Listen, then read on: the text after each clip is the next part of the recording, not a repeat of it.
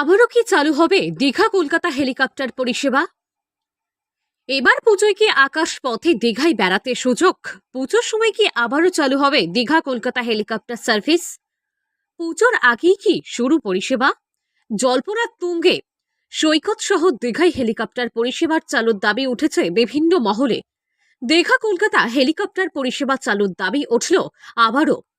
পূর্ব মেদিনীপুর তথা রাজ্যের জনপ্রিয় পর্যটন কেন্দ্র দীঘা, বঙ্গোপসাগরের উপকূলে অবস্থিত দীঘা শুধু প্রাকৃতিক সৌন্দর্যই নয়, বিনোদনের পসরা সাজিয়ে বর্তমানে এখন আন্তর্জাতিক মানের পর্যটন কেন্দ্র।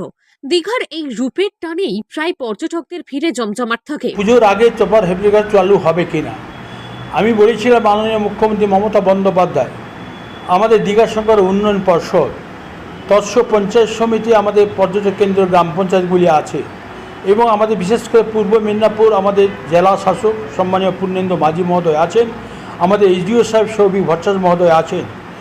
আমরা বারে বারে বলেছিলাম যে যাতে আমাদের আবার হেলিকপ্টারটা চালু হতে পারে, পর্যটকরা দীঘা পর্যটন কেন্দ্রকে আন্তর্জাতিক পর্যটন কেন্দ্রে বদলে দিতে একাধিক পদক্ষেপ রাজ্য সরকারের।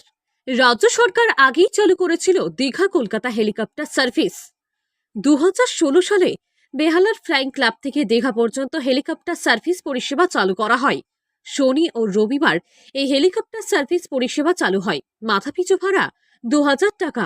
এই হেলিকপ্টার সার্ভিস খুব জনপ্রিয় হয়ে ওঠে, কিন্তু করোনা অতিমারির কাল থেকে বন্ধ হয়ে যায় কলকাতা দীঘা বা দীঘা কলকাতা হেলিকপ্টার সার্ভিস।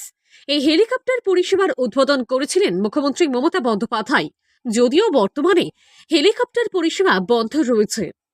সেগুলো ভিজিবলি চেঞ্জ হয়েছে, দৃশ্যত পরিবর্তন হয়েছে।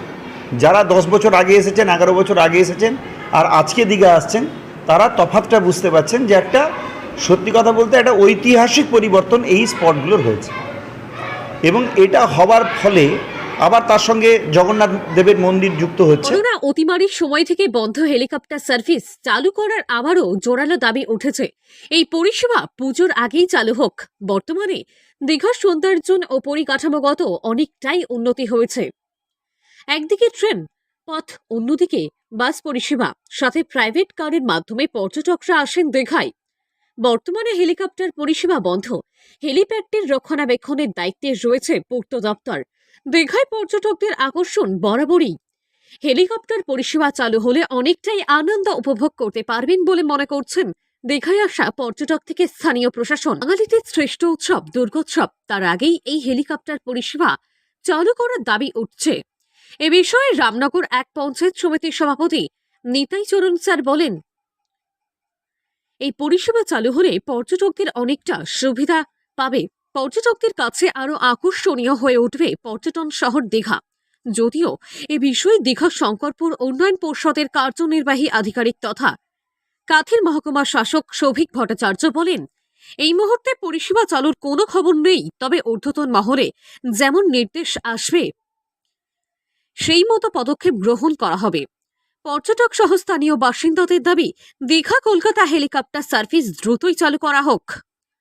পূর্ব মেদিনীপুর জেলার দীঘা থেকে সৈকত শ্রীর রিপোর্ট, লোকাল 18 বাংলা।